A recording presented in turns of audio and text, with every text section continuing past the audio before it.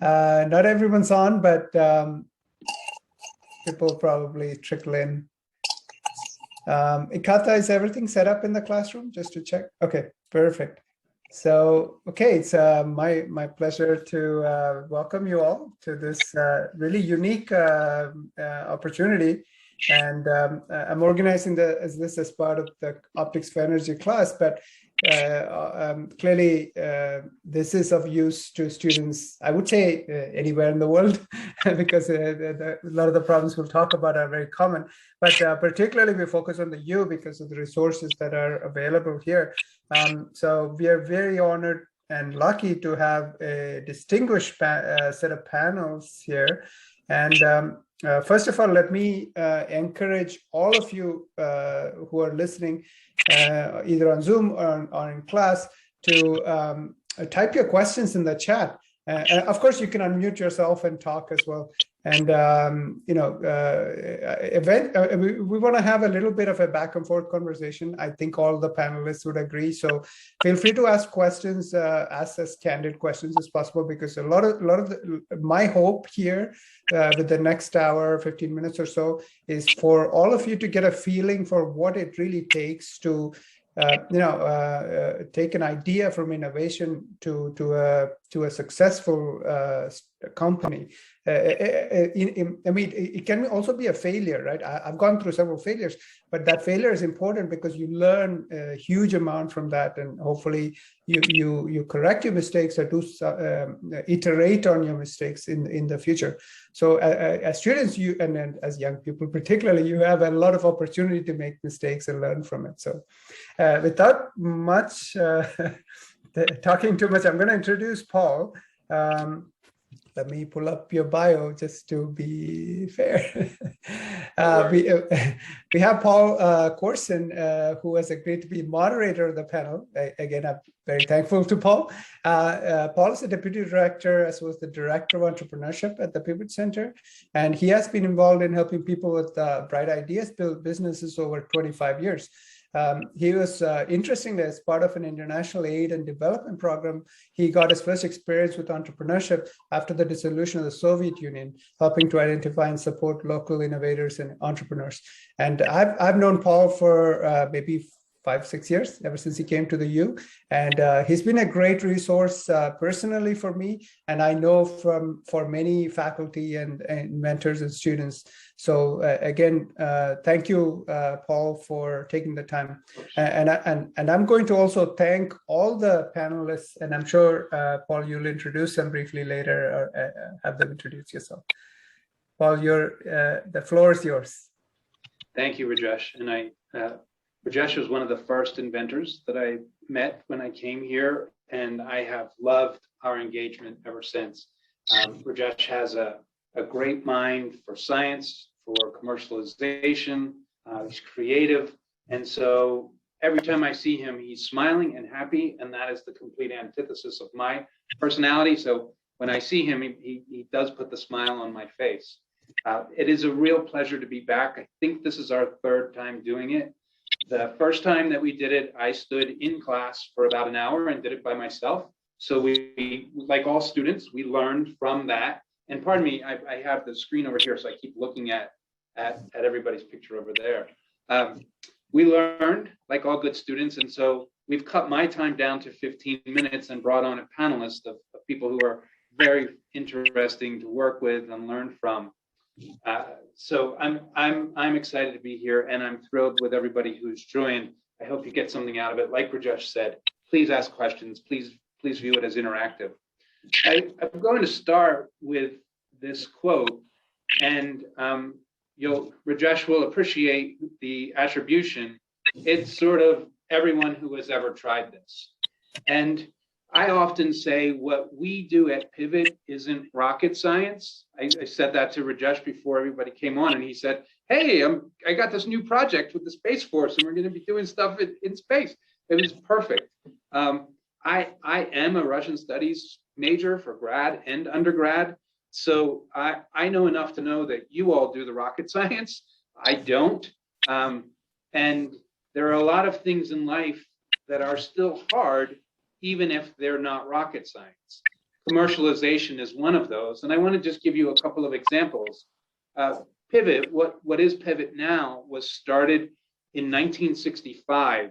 And one of our very first disclosures, when somebody invents something, they disclose it to our office as an invention. One of our very first invention disclosures was a thermionic nuclear reactor for outer space application. So real rocket science then as well. And to give context, back in 1965, Mariner 4 was our first man-made object to fly by Mars. Gemini 5 set a record for space flight that same year with an 8-day human mission. And that was exceeded later on by Gemini 7, a 14-day space mission. So imagine, Elon Musk, Bezos, Branson, we're all trying to get to Mars right now. And in order to do that, they need a power source. Well, there are only two power sources that can work, the sun or the heat from radioactive decay. So if a thermionic nuclear reactor for space applications was disclosed here, not the only place, then, why are we 55, 56 years later and we still can't do it? Because commercialization is hard, just like invention is hard. And if we stop that invention, then think about sort of these disclosures that also came out of the U 50, 55 years ago. A ski binding, think of all the knees that could have been saved, right? Probably a lot of you on the call, in the event, right? I know I tore my ACL, MCL, and meniscus. We had a new ski binding that was supposed to help with that was disclosed here, 50 years ago. A felt marking pen, an electronic voting system, swivel headlights. I didn't get my first car with swivel headlights until about 6 months ago. Think about all the accidents that could have been avoided if we'd been able to commercialize that 55 years ago. A color TV camera was disclosed here, a blood pressure recording device. And then one of the most famous, the artificial heart, was invented, disclosed here, but also the first transplant was done here. The commercialization part is really hard. And there's a saying that goes around, I like the way a guy at Harvard said it last year. If we were all mice, then Alzheimer's disease, cancer, diabetes, and most other inherited disorders would all be a thing of the past. We could nibble as much cheese as we want without fear of heart disease, and we could run around on our favorite wheel for hours and hours on end without knee pain, because all of these ailments have been cured in mice. None of them have been cured in humans. So the commercialization piece is hard, and I'm thrilled that we're talking about it today. Everybody who's on the panel later will get into that, and we'll be able to go through some of the examples of how we can succeed and how it's hard. So real quickly, the boring stuff. What is Pivot? Pivot exists here at the university to increase value for the university by enhancing our reputation as an innovative institution, advance our innovation pipeline, and impact society positively. What does that look like? Well, it looks like disclosing, seeing if there's intellectual property, seeing if there are markets, seeing if we can get corporations that want to license something from us, seeing if we can create startups to take this stuff out, seeing if we can create jobs and wealth through economic development. We exist to try and create that value, but the only way we create that value is through partnerships with industry, with new ventures, by doing outreach, and by trying to translate that technology into the commercial realm. So that's what we exist to do. What do we actually do? Well, we focus on patent prosecution. And we're going to go into the IP a little bit more dry in this, because I really want you to understand what happens with all your ideas. But it's that patent prosecution we license, we build new startups. We have a portfolio of 120 startups right now that we have equity in that have come out of the university. Rajesh actually has a couple of those, but we've done over 400 since we've been an institution. So we have to manage that on behalf of the university. Recursion is one of our companies. Recursion went public earlier this year and raised $5.6 billion. So we have a tiny equity portion of the company. We also make grants to advance technology. I think we've done that with Rajesh. We make investments in startups. We have our own investment fund. And so through all of this activity, our office tries to be a catalyst for the broader ecosystem to try and support economic development, wealth creation, job creation, all those things I said. So I want to go in real quickly into this Baidual Act. The Economist called it the most inspired piece of legislation ever. And what it did was it said anything that's federal funding, and maybe some of you now are working because you're being paid through federal grants, maybe you will in the future. Before 1980, the university owned all of the technology, all of the inventions that were funded through federal funding. In 1980, it decided we've done such a bad job at the commercialization part, we're going to transfer those rights to the universities. But in transferring those rights to the universities, it came with obligation. We had to share revenue with inventors. If Rajesh invents something here with federal funding and the university makes, let's say, $10 million off of it, shouldn't we share some of that with Rajesh? Don't we owe him financial compensation beyond just his salary because of the work that he did? We want to license to small businesses. We do most of ours in startups. And the government, it gets a royalty-free, non-exclusive license, but that's for research purposes. That's, if Rajesh created something and, we were invaded by aliens and we needed to figure out what Rajesh did, and it's on a satellite and the federal government needs it, they get to step in and do that because it's important for the existence of humanity. And then there is a piece where if we license something, we want to protect here in the US with economic development. So a lot of it has to be manufactured here. So in terms of intellectual property, it's actually enshrined in the US Constitution. I don't know how many people actually know that. And it stems from British law. It actually stems from in about 1623. In England, they were trying to avoid monopolies. And so in England, what it said is the king can't grant monopolies that involve some intellectual property.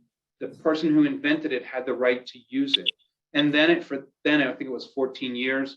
We brought that here in 1641 in Massachusetts. It was enshrined in the Massachusetts Body of Liberties that somebody who invented something had rights to it for a limited period of time. And then in the actual Constitution, it's from Article 1, Section 8, Clause 8. And it says that Congress has the power to promote the progress of science and useful acts by securing for a limited time to authors and inventors exclusive rights to their respective writing and discoveries. So these are forms of intellectual property that the US Patent and Trade Office protects, patents, trademark, copyrights. There's also stuff that's just know-how and trade secrets, something in your head that only you know how to do. That is considered intellectual property, and we, Pivot, can license that on behalf of the university and you, and we can derive revenue, value, benefit to society. So I want to touch real quickly on who's an inventor. Inventorship is not the same as authorship. You might work in the lab, and if somebody has a great idea, you may be one who actually, helps write a patent application for it. But if you had nothing to do with the inventorship, that's not ownership. You've just written it down, but it didn't come from your brain. So we work a lot here to try and determine inventorship from authorship so that we can get it right. We have to get it right with US Patent and Trade Office in order to secure the patent and make sure that we can license it. There are instances where inventorship can be disputed and it can stop or bog down commercialization. So that's really important. And how all this happens is through a disclosure. This may be the most important slide of the day, because if you make information public by any means, then it cannot be protected through a patent in particular. And so one of the things we find often is that somebody's working on something, going to a conference, they're going to have a poster, or they're going to be on a panel, they're going to say something, and that's a public disclosure. And if they do that, we can't file for IP, we can't license it. It may generate value for humanity because it's in the public forum, but it's not something that we can ever derive monetary value for. So that idea of a disclosure is really, really, really important. Before Baidual, the US federal government had generated about 28,000 patents total. Less than 5% of them found their way into anything. Some of those inventions that were disclosed here that I mentioned earlier, they may have been federally funded and owned by the government, and that may be why they never, why we're not going to Mars sooner. After Baidual, there are about 20,000 patent applications now annually. So we went from a total of 28,000 patents to 20,000 applications annually. 200 drugs have been developed with federal funding. The COVID vaccine there's a lot of rhetoric around it. That's something that's been studied through federal funding on campuses for over a decade. We were able to do it so quickly because we worked on it so long. And there are over 6 million jobs supported by stuff that has come through federal funding at universities. At the U, I said earlier, we have about now it's about 120 active startups. Those startups have raised almost $2 billion.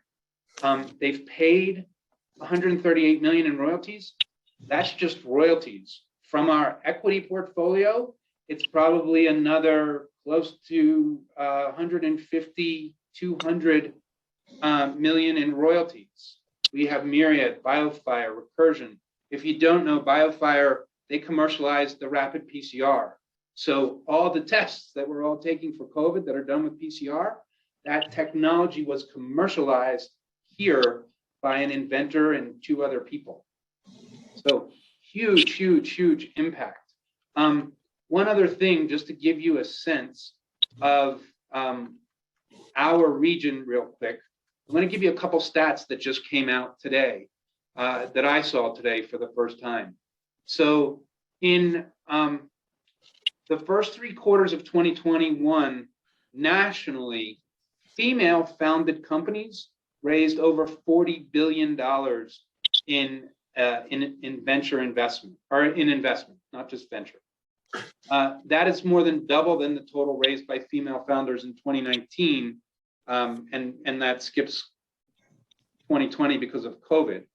Here in Utah, a stat I just saw today, in 2020, the COVID year, Utah saw more than $30 billion in exits, mergers, and acquisitions.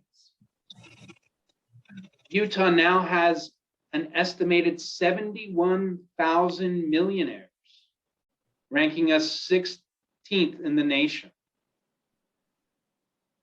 Our state has 5 angel groups, and companies just along the Wasatch Front have raised in the last year $958 million in 133 deals.